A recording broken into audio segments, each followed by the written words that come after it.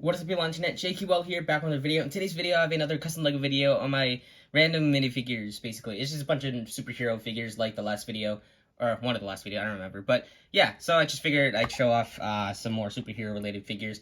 I have 3 in this video.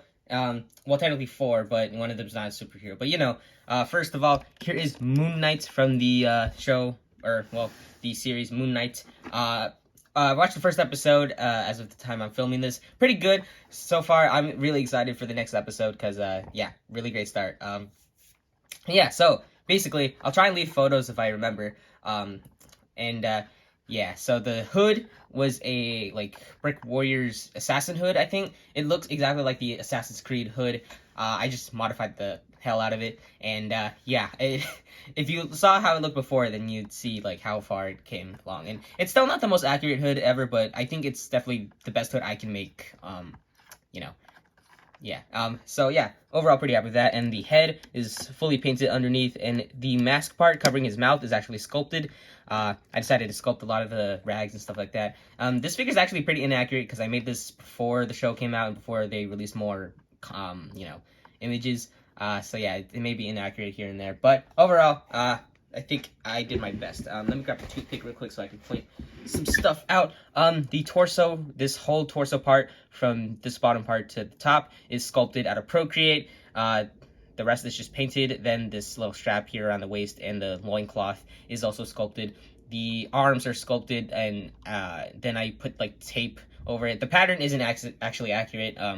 I realized that after I glued everything in place, but I didn't want to redo it. So yeah, shoulders are sculpted out of Procreate, and the rest of the figure is just painted.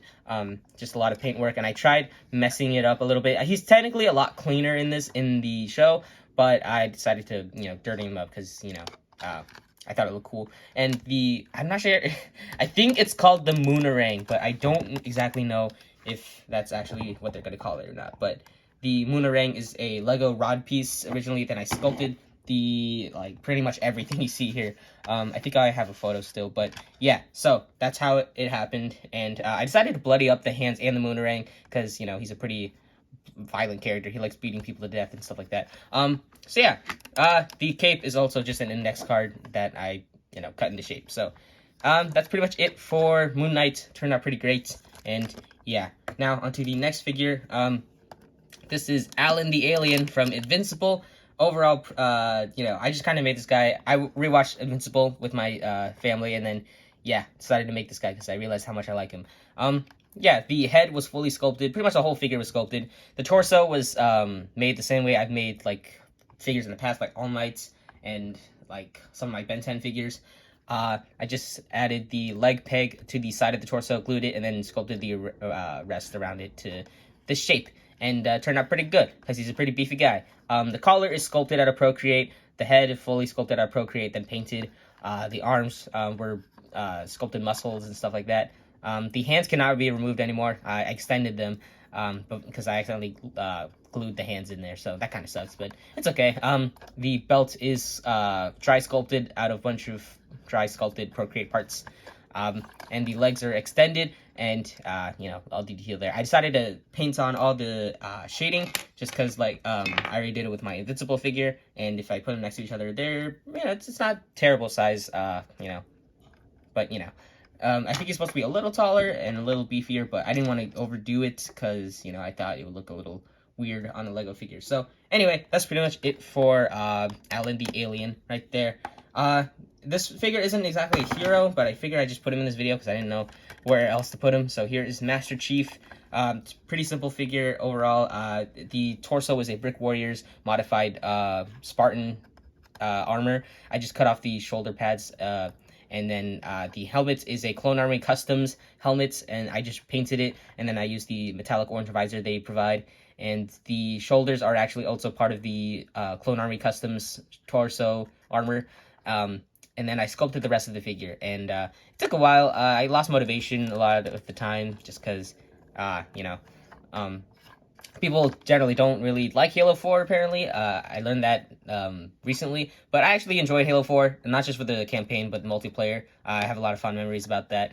And this is the battle rifle. That's what it's called. I haven't played Halo in a bit. Overall, pretty happy with how it turned out. It's a brick arms battle, yeah, brick arms battle rifle. Then I modified and painted it. I added this little part down here, right here, and the barrel is extended and you know, hollowed out on the inside. You see it, like, yeah.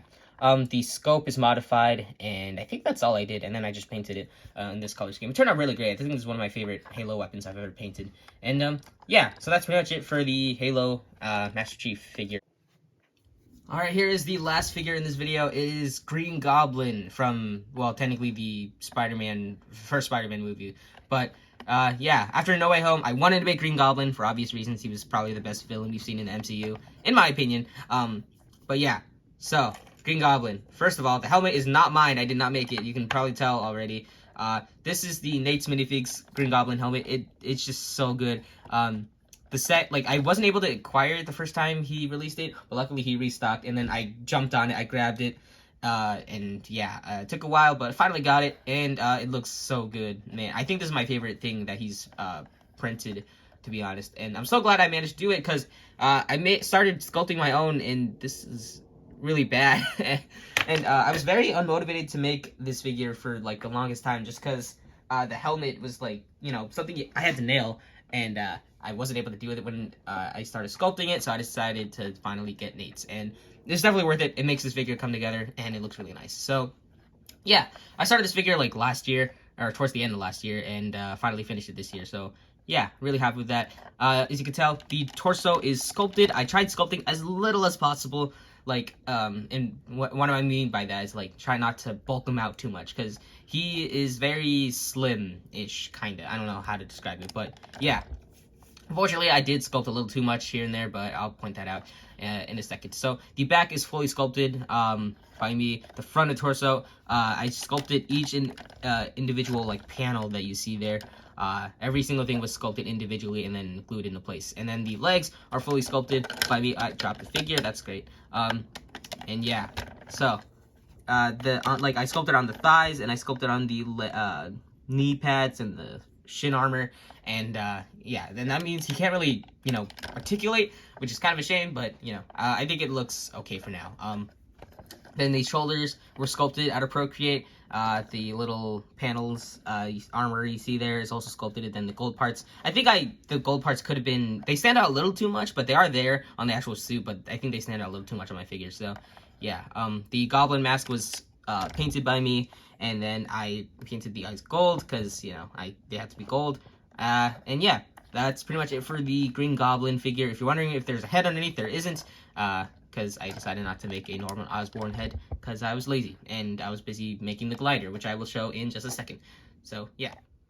Alright, here is the glider I built. It's not accurate, like, at all, but I figured I'd make a glider, because you can't have Green Goblin without the glider. And the thing about me is, I suck at building stuff, so yeah, it may not be exactly the best build ever, but for the most part, it does work. It's not very accurate either, but it works, like I said. So, this is what the glider looks like. This is what he looks like on the glider. He looks pretty sick, though, I will say.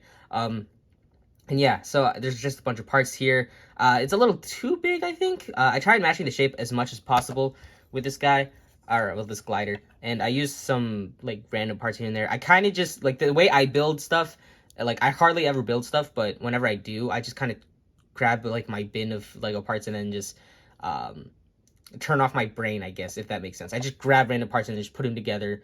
I don't know how to describe it. It's kind of stupid, but, you know, this is how I built it. And if you guys want a tutorial on this, let me know.